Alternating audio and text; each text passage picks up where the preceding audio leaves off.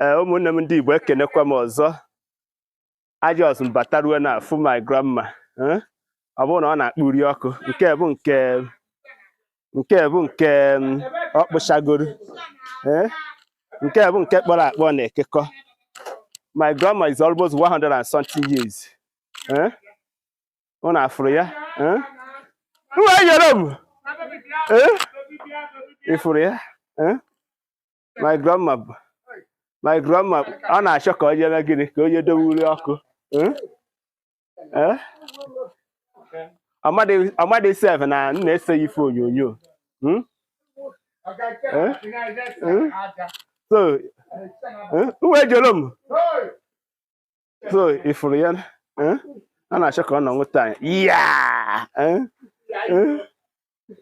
She's almost 100 and something years. Ifụrụ ya? Abata m Jos, ọ bụrụ na ọ na-akpụri ọkụ.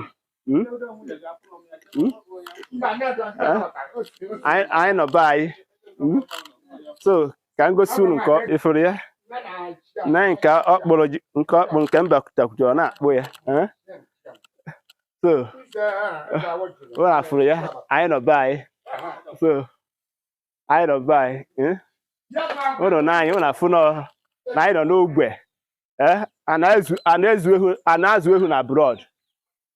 Anaghị azụ ehu na abroad na nke ebe atụrụ.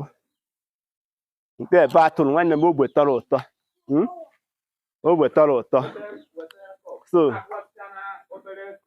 ụnụ afụ m ọ Maazi-UC na-ekwu. Ịnụ ya? Ndewo.